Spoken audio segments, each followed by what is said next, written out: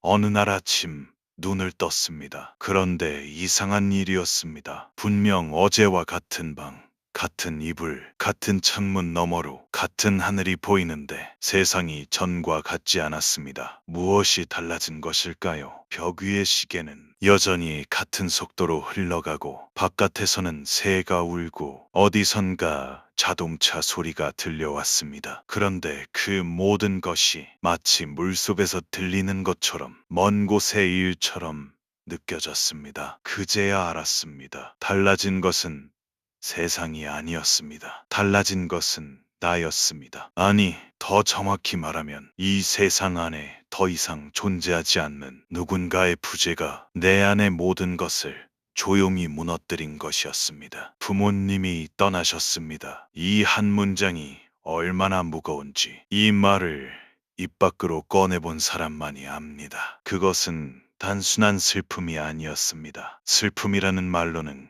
다 담을 수 없는 마치 내 존재의 바닥이 빠져버린 듯한 공허. 지금 이 글을 읽고 계신 분 중에도 아마 그런 아침을 겪어보신 분이 계실 것입니다. 전화기를 들었다가 내려놓는 아침, 문득 어머니라고, 아버지라고 부르려다 입술을 다무는 순간, 오늘 이 이야기는 그런 마음을 위해 준비했습니다. 2500여 년 전 석가모니 부처님 앞에도 그런 사람이 찾아왔습니다. 사랑하는 이를 잃고 슬픔에 잠겨 아무것도 할 수 없었던 한 사람. 부처님은 그에게 어떤 위로의 말도 건네지 않으셨습니다. 대신 아주 이상한 부탁을 하나 하셨습니다. 겨자씨의 한 알을 구해 오십시오. 다만 죽음을 겪지 않은 집에서 얻어와야 합니다. 그 한마디가 어떻게 슬픔을 치유할 수 있었을까요? 지금부터 그 여정을 함께 걸어보겠습니다. 천천히 한 걸음씩. 이 채널은 혼자이고 싶지만 혼자이기는 싫은 밤에 찾아오시는 분들을 위해 만들었습니다. 구독을 눌러두시면 그런 밤마다 조용히 곁에 있겠습니다. 그럼 이야기를 시작하겠습니다. 사람은 누군가를 잃으면 가장 먼저 시간이 멈춥니다. 바깥의 시간은 흐릅니다. 해는 뜨고 지고 다시 뜹니다. 사람들은 출근하고 밥을 먹고 웃고 잠이 듭니다. 그런데 내 안의 시간만은 어느 한 지점에 멈춰 서서 움직이지 않습니다. 마지막으로 손을 잡았던 그 순간, 마지막으로 목소리를 들었던 그 순간, 마지막으로 다녀올게요 라고 말했던 그 순간, 그곳에 나의 시간은 못이 박힌 듯 멈추어 있습니다. 부모님이 떠나신 뒤 처음 맞이하는 아침은 그래서 잔인합니다. 눈을 뜨는 순간 아주 짧은 찰나 동안은 잊고 있습니다. 반초 혹은 1초. 아직 세상이 어제와 같다고 느끼는 그 짧은 순간이 있습니다. 그리고 그 다음 기억이 밀려옵니다. 파도처럼, 아니 파도보다 더 무겁게 바위가 가슴 위로 내려앉는 것처럼. 아, 그렇지. 이제 안 계시지. 그 한 문장이 온몸을 적십니다. 일어나 세수를 합니다. 거울 속의 내 얼굴이 낯설게 느껴집니다. 밥을 차려야 한다는 것을 압니다. 하지만 숟가락을 드는 손이 무겁습니다. 어머니가 끓여주시던 국의 냄새가 떠오릅니다. 아버지가 앉으시던 자리에 빈 공간이 보입니다. 그 빈자리가 방 전체보다 더 크게 느껴집니다. 이상한 일이었습니다. 분명 슬픈데 눈물이 나지 않는 날이 있었습니다. 분명 아무렇지 않은 척하고 있는데 갑자기 마트에서 어머니가 좋아하시던 과일을 보는 순간 주저앉고 싶어지는 날도 있었습니다. 슬픔은 예고 없이 찾아왔고 예고 없이 사라졌다가 다시 예고 없이 돌아왔습니다. 그것은 단순한 슬픔이 아니었습니다. 어떤 날은 분노였습니다. 왜 하필 우리 부모님이어야 했는가? 왜 더 오래 함께할 수 없었는가? 어떤 날은 죄책감이었습니다. 더 자주 찾아뵐 걸, 더 다정하게 말할 걸, 마지막이라는 것을 알았더라면. 그리고 어떤 날은 그 어떤 이름으로도 부를 수 없는 텅 빈 감정, 아무것도 느끼지 못하는 무감각이 찾아왔습니다. 그 무감각이 오히려 가장 무서웠습니다. 부처님은 이렇게 말씀하셨습니다. 그대가 느끼는 그 고통을 밀어내지 마십시오. 그러나 그 고통이 그대의 전부라고도 믿지 마십시오. 슬픔에 빠진 사람에게 이 말은 처음에는 닿지 않습니다. 고통 한가운데 있는 사람에게 고통을 객관적으로 바라보라는 것은 폭풍우 속에서 하늘을 올려다보라는 말과 같습니다. 아직은 그저 맞고 서 있는 것만으로도 버거운 시간입니다. 그리고 그것도 괜찮습니다. 부모님을 잃은 슬픔 앞에서 우리는 종종 스스로에게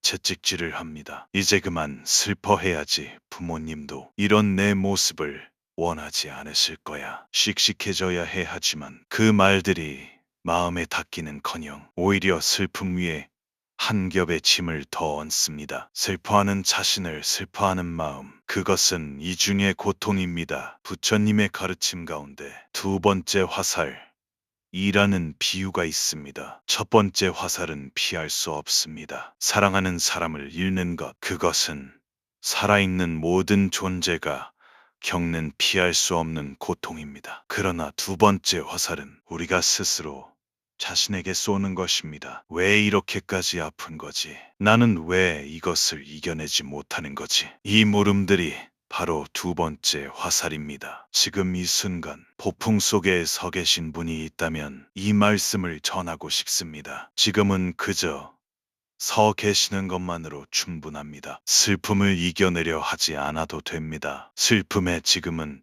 이름을 붙이지 못해도 됩니다. 비가 올 때 우리가 할 수 있는 일은 비를 멈추게 하는 것이 아닙니다. 그저 비를 맞으며 서 있는 것, 그리고 그 비가 언젠가 그치리라는 것을 조용히 신뢰하는 것, 그것이 지금 할 수 있는 전부이고 그것으로 충분합니다. 부처님은 고통 앞에 선 사람에게 결코 서두르라 하지 않으셨습니다. 다만 이렇게 물으셨을 뿐입니다. 그대는 지금 자신이 아프다는 것을 알고 있습니까? 이 물음이 모든 치유의 시작이었습니다. 2500여 년 전 인도의 어느 마을에 키사고탐이라는 여인이 살았습니다. 그녀에게는 어린 아이가 하나 있었습니다. 세상의 전부였습니다. 그런데 그 아이가 어느 날 갑자기 세상을 떠났습니다. 키사고타미는 아이의 시신을 품에 안은 채 마을을 떠돌았습니다. 누군가는 그녀를 미쳤다 하였고 누군가는 눈을 피하였습니다. 그러나 그녀는 멈출 수 없었습니다. 아이를 살려줄 약을 찾아야 했기 때문입니다. 그녀의 슬픔은 슬픔을 넘어선 것이었습니다. 그것은 현실을 받아들이지 못하는 마음이었습니다. 아니, 받아들일 수 없는 마음이었습니다. 사랑하는 존재가 더 이상 이 세상에 없다는 사실, 그것을 인정하는 순간 자신도 무너질 것 같은 두려움. 그래서 그녀는 계속 걸었습니다. 걸으면 답이 나올 것이라 믿으며, 걸으면 기적이 일어날 것이라 믿으며. 부모님을 잃은 우리의 마음도 다르지 않습니다. 떠나셨다는 것을 머리로는 압니다. 장례를 치렀고 빈소를 지켰고 마지막 인사를 했습니다. 그런데 마음은 아직 그곳에 도착하지 못했습니다. 어떤 날은 문득 전화를 걸려 합니다. 어떤 날은 다음에 같이 가자라는 말을 입안에서 굴리다가 뒤늦게 그 다음이 없다는 것을 깨닫습니다. 머리와 마음 사이의 거리, 그 간극 안에서 우리는 키사고타미처럼 떠돕니다. 떠돌던 키사고타미는 마침내 부처님을 만났습니다. 그녀는 부처님의 발 앞에 엎드려 울며 말하였습니다. 제 아이를 살려주십시오. 제발 이 아이를 다시 돌려주십시오. 그녀의 두 눈은 며칠간의 눈물로 부어 있었고 목소리는 갈라져 있었습니다. 부처님은 한동안 아무 말씀 없이 그녀를 바라보셨습니다. 그 침묵 속에 무엇이 있었을까요? 아마 깊은 연민이 있었을 것입니다. 그리고 그 연민 너머에 그녀가 스스로 깨달아야 할 것에 대한 신뢰가 있었을 것입니다. 부처님은 말씀하셨습니다. 내가 그대를 도울 수 있습니다. 다만 한 가지가 필요합니다. 겨자씨 하나를 구해 오십시오. 키사고타미의 눈에 빛이 돌아왔습니다. 겨자씨라면 어느 부엌에나 있는 것이었습니다. 그것만 구하면 아이를 살릴 수 있다니. 그녀는 당장이라도 달려가고 싶었습니다. 그런데 부처님은 한 가지 조건을 덧붙이셨습니다. 다만 그 겨자씨는 죽음을 겪지 않은 집에서 얻어와야 합니다. 죽음을 겪지 않은 집. 키사고타미는 그 말의 무게를 아직 알지 못했습니다. 그저 빨리 구해야 한다는 마음뿐이었습니다. 그녀는 아이를 안은 채 다시 길을 나섰습니다. 우리도 그러합니다. 슬픔 한가운데에서 우리는 무엇이든 붙잡으려 합니다. 이 고통을 끝내줄 한마디, 이 아픔을 지워줄 한 가지 깨달음, 이 슬픔을 단번에 녹여줄 마법 같은 치유 겨자씨를 찾아 나서는 마음으로 우리는 책을 펼치고 누군가의 위로를 구하고 때로는 종교의 문을 두드립니다. 그러나 부처님이 키사고타미에게 진정 건네고자 한 것은 겨자씨가 아니었습니다. 그것은 겨자씨를 찾아 나서는 여정 그 자체였습니다. 왜 부처님은 직접 진실을 말씀하지 않으셨을까요? 모든 것은 무상합니다. 태어난 것은 반드시 죽습니다. 이 한마디면 충분하지 않았을까요? 그러나 부처님은 그렇게 하지 않으셨습니다. 왜일까요? 그것은 깨달음이란 주어지는 것이 아니기 때문입니다. 누군가가 괜찮아질 거야 라고 말해줄 때 그 말이 마음에 닿지 않았던 경험이 있으실 것입니다. 시간이 약이야 라는 말이 오히려 마음에 상처가 되었던 적이 있으실 것입니다. 그것은 그 말이 틀려서가 아닙니다. 아직 내 마음이 그 말을 받아들일 자리를 만들지 못했기 때문입니다. 진실은 듣는 것이 아니라 몸으로 걸어가 직접 만나는 것입니다. 부처님은 그것을 아셨습니다. 그래서 직접 걸어가게 하신 것입니다. 문을 두드리게 하신 것입니다. 한 집 한 집 직접 물어보게 하신 것입니다. 이 집에 죽음이 찾아온 적이 있습니까? 키사고타미는 아직 모릅니다. 그 여정이 어디로 이끌 것인지를. 다만 그녀는 걷고 있습니다. 겨자씨 한 알을 품에 안고 아이를 살릴 수 있다는 신라 같은 희망을 붙잡고, 그리고 지금 이 글을 읽고 계신 여러분도 어쩌면 같은 길 위에 서 계신 것인지도 모릅니다. 슬픔의 끝이 보이지 않는 길. 그러나 부처님은 말씀하셨습니다. 길이 보이지 않을 때 그때가 바로 길 위에 서 있는 것이라고. 보이지 않는다고 해서 길이 없는 것은 아니라고. 다음 장에서 키사고타미는 마을의 첫 번째 문을 두드립니다. 그리고 그 문 너머에서 그녀는 예상하지 못한 것을 만나게 됩니다. 키사고타미는 마을의 첫 번째 집 앞에 섰습니다. 대문을 두드리자 한 여인이 나왔습니다. 넉넉한 인상의 평범한 어머니였습니다. 키사고타미는 떨리는 목소리로 물었습니다. 겨자씨 한 알만 주실 수 있겠습니까? 여인은 고개를 끄덕였습니다. 겨자씨쯤이야 얼마든지요. 키사고타미의 가슴이 뛰었습니다. 그러나 물어야 할 것이 남아 있었습니다. 혹시 이 집에 죽음이 찾아온 적이 있습니까? 여인의 얼굴이 잠시 멈추었습니다. 그리고 천천히 말했습니다. 작년에 시어머니를 보냈습니다. 여인의 눈가에 잔잔한 물기가 어렸습니다. 그것은 오래된 슬픔이었습니다. 이미 눈물의 계절은 지났지만 완전히 마르지는 않은 슬픔.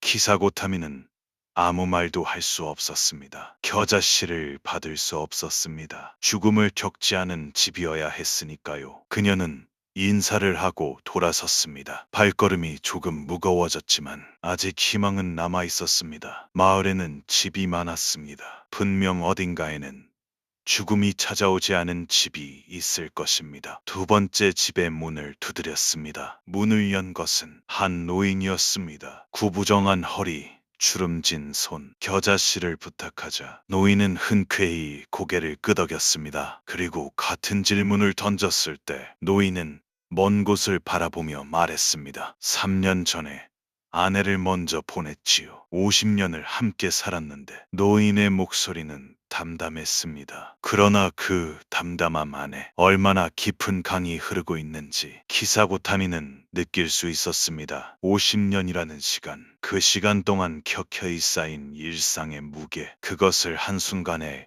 잃는다는 것이 무엇인지 노인의 눈이 말하고 있었습니다. 세 번째 집, 네 번째 집, 다섯 번째 집. 키사고타미는 계속 걸었습니다. 그런데 이상한 일이 벌어지기 시작했습니다. 문을 두드릴 때마다 겨자씨를 줄 수 있다는 사람은 많았지만 죽음을 겪지 않은 집은 단 한 곳도 없었습니다. 어느 집에서는 어린 딸을 잃은 아버지가 있었습니다. 그는 아이의 이름을 말할 때 잠시 숨을 멈추었습니다. 어느 집에서는 형을 먼저 보낸 동생이 있었습니다. 그는 형의 빈 방을 아직 치우지 못했다고 했습니다. 어느 집에서는 친구를 잃은 젊은이가 있었습니다. 그는 슬프다는 말 대신 그저 고개를 숙였습니다. 문을 두드릴수록 기사고타미의 안에서 무언가가 변하기 시작했습니다. 처음에는 희망을 안고 두드렸습니다. 겨자씨를 구할 수 있다는 희망. 그 다음에는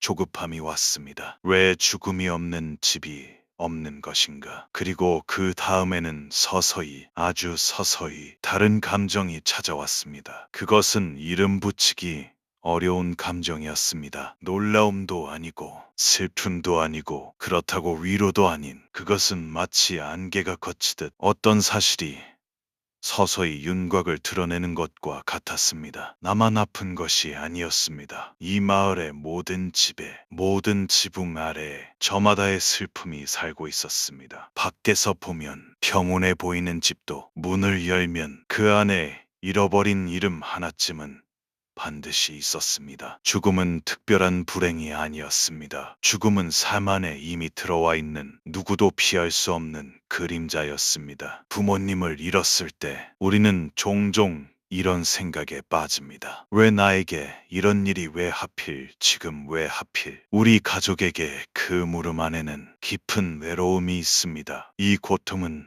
오직 나만의 것이며 아무도 이해할 수 없을 것이라는 외로움. 그 외로움이 슬픔을 더욱 깊게 만듭니다. 고통 위에 고립이 더 씌워지면 사람은 점점 안으로 움츠러듭니다. 그러나 키사고타미가 마을을 돌며 발견한 것은 고통의 해결책이 아니었습니다. 그녀가 발견한 것은 고통의 보편성이었습니다. 부처님은 이것을 아셨습니다. 말로 전하면 머리에만 닿고 직접 걸어가면 가슴에 닿는다는 것을. 키사고타미가 한 집 문을 두드릴 때마다 그녀의 고통은 조금씩 형태를 바꾸고 있었습니다. 나만의 고통에서 우리 모두의 고통으로. 그것은 고통이 줄어드는 것이 아니었습니다. 고통의 무게가 가벼워지는 것도 아니었습니다. 그것은 그 고통을 홀로 지지 않아도 된다는 것을 아는 것, 그것만으로도 무릎을 꿇었던 사람이 다시 고개를 들 수 있었습니다. 지금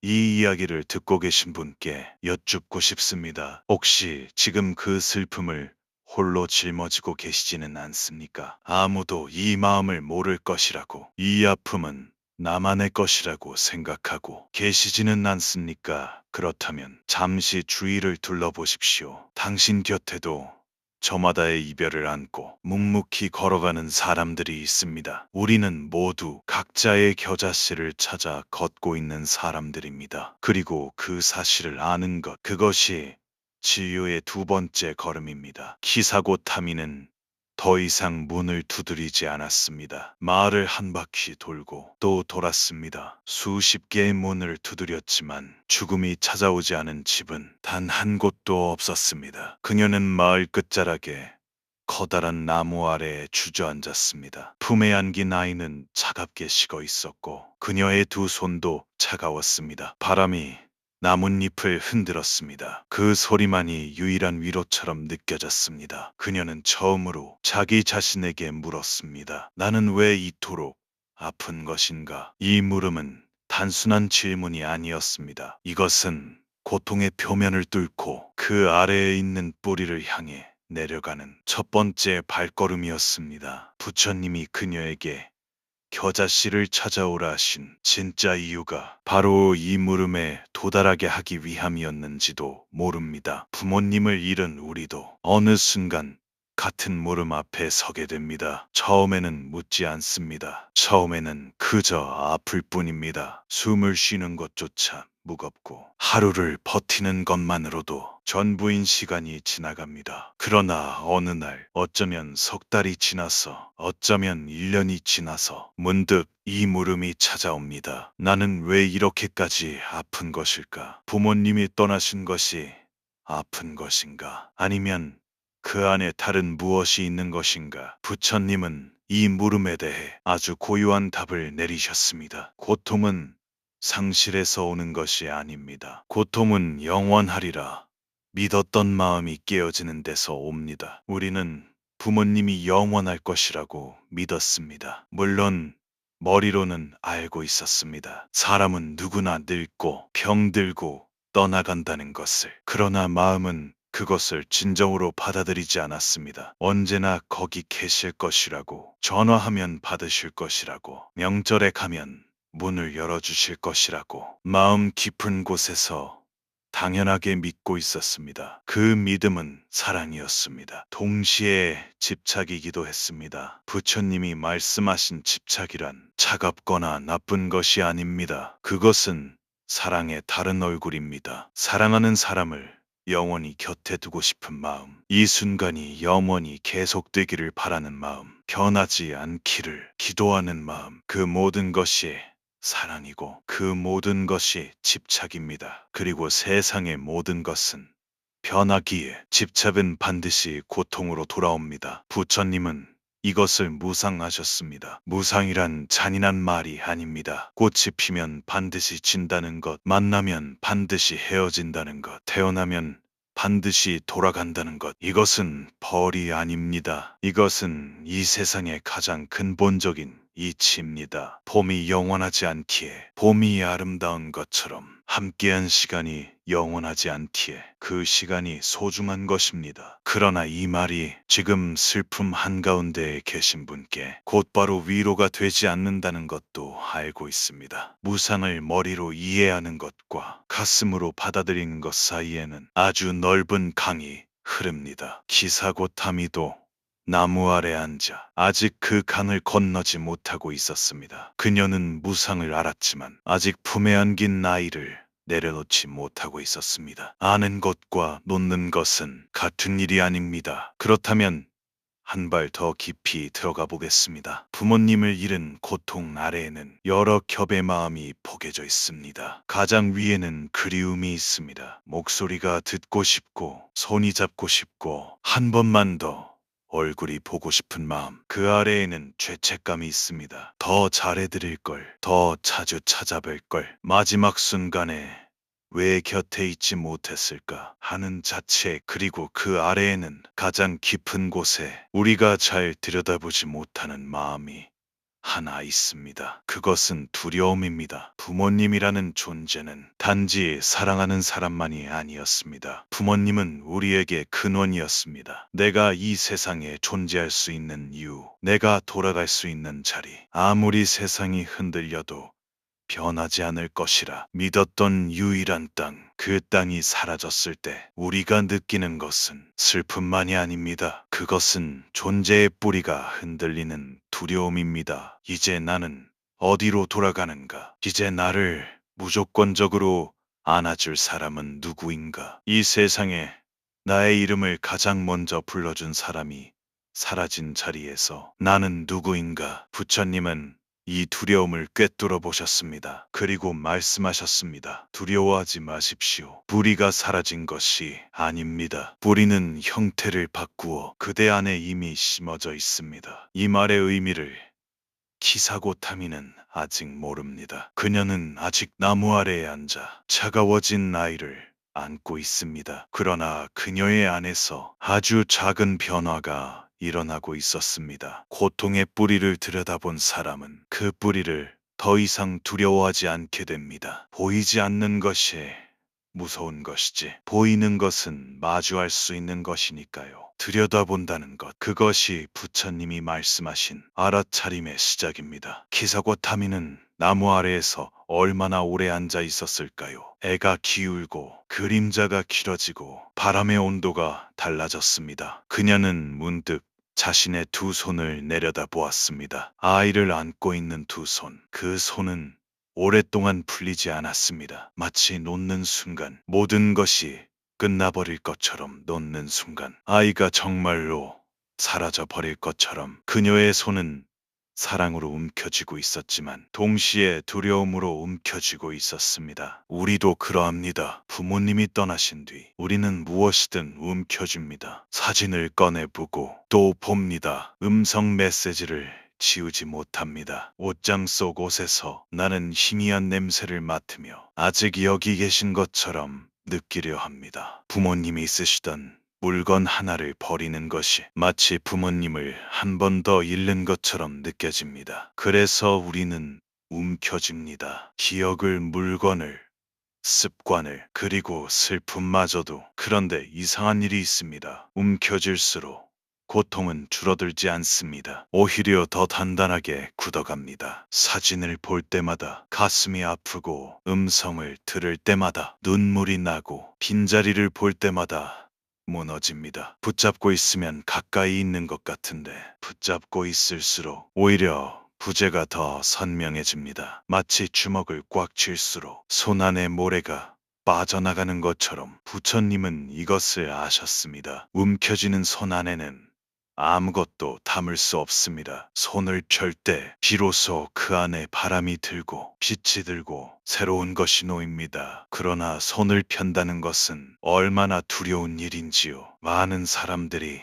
놓아준다는 말을 오해합니다. 놓아준다는 것은 잊으라는 뜻이 아닙니다. 부모님을 기억에서 지우라는 것이 아닙니다. 함께한 시간을 무의미하게 여기라는 것이 아닙니다. 슬퍼하지 말라는 것은 더더욱 아닙니다. 놓아준다는 것은 그 사랑의 형태를 바꾸는 것입니다. 부처님의 가르침 속에 강물의 비유가 있습니다. 강물은 흐릅니다. 상류에서 하류로, 산에서 들로, 들에서 바다로. 강물은 한 곳에 머무르지 않습니다. 그런데 강물이 흘러간다고 해서 강이 사라지는 것입니까? 아닙니다. 강물은 형태를 바꿀 뿐입니다. 어떤 곳에서는 시냇물이 되고, 어떤 곳에서는 폭포가 되고, 어떤 곳에서는 잔잔한 호수가 됩니다. 그리고 마침내 바다에 닿습니다. 그러나 바다에 닿았다고 해서 강물이 사라진 것은 아닙니다. 그것은 바다가 된 것입니다. 부모님과의 사랑도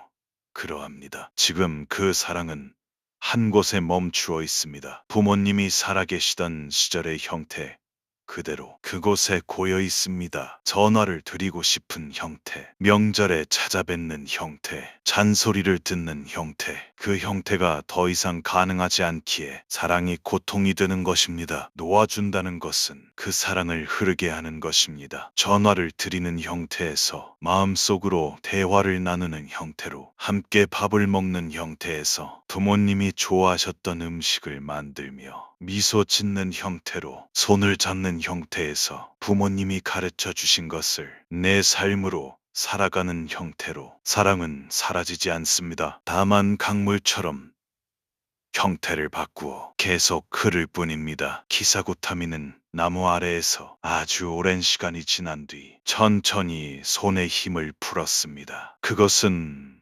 한순간에 일어난 일이 아니었습니다. 손가락 하나를 펴는 데에도 온 마음의 힘이 필요했습니다. 놓는다는 것은 그렇습니다. 한 번의 결심으로 되는 것이 아닙니다. 매일 매 순간 조금씩 놓는 것입니다. 어떤 날은 놓았다가 다시 움켜쥡니다. 어떤 날은 괜찮다가도 다시 무너집니다. 그것이 자연스러운 것입니다. 놓아줌은 직선이 아니라 나선입니다. 돌고 돌아 같은 자리에 온 것 같지만 조금씩 위로 올라가고 있는 것입니다. 부모님을 보내드리는 것은 이 세상에서 가장 어려운 기도입니다. 그러나 그 기도의 끝에서 우리는 비로소 알게 됩니다. 보내드린다고 해서 사랑이 끝나는 것이 아니라는 것을. 오히려 보내드린 뒤에야 부모님이 남겨주신 것들이 비로소 보이기 시작한다는 것을. 움켜쥐고 있을 때는 슬픔밖에 보이지 않았는데 손을 펴고 나면 그 손 안에 부모님이 남겨주신 온기가 아직 남아있다는 것을 느끼게 됩니다. 부처님은 말씀하셨습니다. 보내준다는 것은 사랑의 끝이 아닙니다. 그것은 사랑의 가장 깊은 형태입니다. 움켜쥐는 것이 사랑이라면 놓아주는 것은 자비입니다. 그리고 자비는 사랑보다 넓습니다. 기사고타미는 천천히 아이를 내려놓았습니다. 그녀의 두 눈에서 눈물이 흘렀습니다. 그러나 그 눈물은 처음의 눈물과는 달랐습니다. 처음의 눈물이 붙잡으려는 눈물이었다면 이 눈물은 보내주는 눈물이었습니다. 감사와 사랑과 이별이 뒤섞인 가장 깊은 눈물이었습니다. 기사고타미는 다시 부처님 앞에 섰습니다. 그러나 처음과는 달랐습니다. 처음 찾아왔을 때 그녀의 두 팔에는 아이가 안겨 있었습니다. 두 눈은 부어 있었고 목소리는 갈라져 있었습니다. 아이를 살려달라고, 제발 이 고통을 거두어 달라고 애원하던 그때의 그녀는 폭풍 한가운데 있는 사람이었습니다. 지금 그녀의 두 팔은 비어 있었습니다. 아이를 내려놓은 그 자리에 흙을 덮고 꽃을 놓아주었습니다. 그리고 천천히 이곳으로 걸어왔습니다. 그녀의 눈은 여전히 붉었지만 그 안에 담긴 것은 처음과 달랐습니다. 절망이 아니었습니다. 체념도 아니었습니다. 그것은 무언가를 깊이 들여다본 사람만이 가질 수 있는 고요한 투명함이었습니다. 부처님은 물으셨습니다. 겨자씨를 구해왔습니까? 키사고타미는 고개를 저었습니다. 그리고 낮은 목소리로 대답하였습니다. 구하지 못하였습니다. 죽음이 찾아오지 않은 집은 어디에도 없었습니다. 부처님은 아무 말씀도 하지 않으셨습니다. 다만 그녀를 바라보셨습니다. 그 침묵 속에서 기사고타미는 말을 이었습니다. 이제 압니다. 죽음은 저에게만 찾아온 것이 아니었습니다. 죽음은 모든 문 앞에 서 있었습니다. 모든 지붕 아래에 살고 있었습니다. 이것은 벌이 아니었습니다. 이것은 살아있는 모든 것의 이치였습니다. 부처님은 그제야 고개를 끄덕이셨습니다. 부처님은 조용히 말씀하셨습니다. 그대는 겨자씨를 구하지 못했다고 하였습니다. 그러나 나는 묻겠습니다. 그대가 마을을 돌며 만난 사람들의 이야기 속에서 그대는 무엇을 보았습니까? 기사고타미는 잠시 생각에 잠겼습니다. 시어머니를 보낸 여인의 얼굴이 떠올랐습니다. 아내를 먼저 떠나보낸 노인의 담담한 목소리가 떠올랐습니다. 딸의 이름을 말하며 숨을 멈추었던 아버지, 형의 빈방을 아직 치우지 못한 동생, 고개를 숙인 젊은이, 그 모든 얼굴이 스쳐 지나갔습니다. 그들은 모두 무엇인가를 잃은 사람들이었습니다. 그런데 그들은 살아 있었습니다. 슬픔을 안고도 아침에 눈을 떴고 밥을 짓고 문을 열어 낯선 이에게 겨자씨를 내어줄 수 있을 만큼의 여유를 가지고 있었습니다. 그것은 슬픔을 이겨낸 것이 아니었습니다. 슬픔과 함께 살아가는 법을 배운 것이었습니다. 부처님은 말씀하셨습니다. 그대가 찾아 헤맨 겨자씨는 밖에 있지 않았습니다. 그것은 처음부터 그대 안에 있었습니다. 그대가 마을을 걸으며 느낀 것, 문 앞에 서서 들은 것, 다른 사람의 슬픔 앞에서 고개를 숙인 것, 그 모든 순간이 겨자씨였습니다. 겨자씨는 세상에서 가장 작은 씨앗 중 하나입니다. 그러나 그 작은 씨앗이 땅에 떨어지면 어떤 나무보다 크게 자랍니다. 부처님이 겨자씨를 말씀하신 것은 이 때문이었을 것입니다. 깨달음은 거창한 것이 아닙니다. 아주 작은 알아차림 하나, 아주 작은 이해 하나, 아주 작은 고개, 끄덕임 하나, 그것이 겨자씨입니다. 그리고 그 씨앗은 시간이 지나면 상상할 수 없을 만큼 크게 자랍니다. 이 이야기는 키사고타미의 이야기이지만 동시에 우리의 이야기이기도 합니다. 부모님이 떠나신 뒤 우리는 빈자리만 봅니다. 비어있는 방, 울리지 않는 전화, 더 이상 들을 수 없는 목소리. 그 부재가 너무 커서 부모님이 남겨주신 것들이 보이지 않습니다. 그러나 잠시 멈추어 돌아보면 부모님은 떠나시면서 아무것도 남기지 않으신 것이 아닙니다. 어머니가 끓여주시던 국의 맛을 나는 기억하고 있습니다. 그리고 언젠가 나도 누군가에게 그 국을 끓여줄 것입니다. 아버지가 묵묵히 보여주셨던 성실함이 내 안의 습관으로 남아 있습니다. 부모님이 건네줬던 말 한마디가 내가 힘들 때마다 마음속에서 되살아납니다. 그것이 씨앗입니다. 부모님은 떠나셨지만 그 씨앗은 내 안에서 자라고 있습니다. 부처님은 이것을 윤회라 하셨습니다. 윤회란 먼 이야기가 아닙니다. 부모님의 사랑이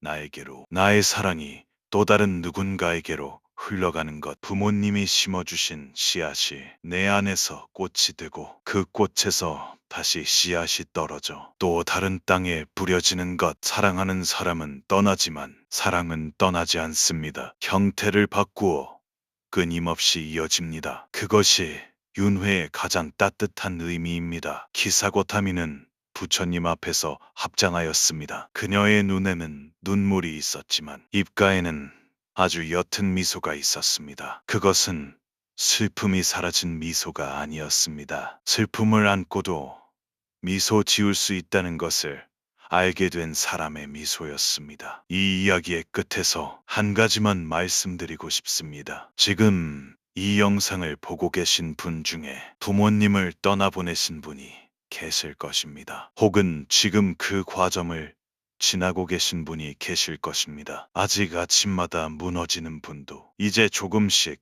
숨을 쉴 수 있게 된 분도, 괜찮은 척하며 하루를 버티고 계신 분도 계실 것입니다. 어떤 자리에 계시든 이 말씀을 전합니다. 당신의 슬픔은 들리지 않았습니다. 당신이 아픈 만큼 당신은 사랑한 것입니다. 깊이 아프다는 것은 깊이 사랑했다는 뜻이고, 오래 아프다는 것은 오래 사랑했다는 뜻입니다. 그러니 그 슬픔을 부끄러워하지 마십시오. 그것은 사랑의 다른 이름입니다. 부처님은 고통을 없애라 하지 않으셨습니다. 고통을 알아차리라 하셨습니다. 내가 아프다는 것을 아는 것, 내가 슬프다는 것을 인정하는 것, 그리고 그 슬픔 안에서도 여전히 숨을 쉬고 있는 나를 발견하는 것, 그것이 알아차림이고 그것이 치유의 시작이라 하셨습니다. 겨자씨를 찾아 마을을 돌았던 키사고타미처럼 우리도 답을 찾아 해낼 것입니다. 어떤 날은 되돌아간 것 같고 어떤 날은 한 발짝도 나아가지 못한 것 같을 것입니다. 그러나 괜찮습니다.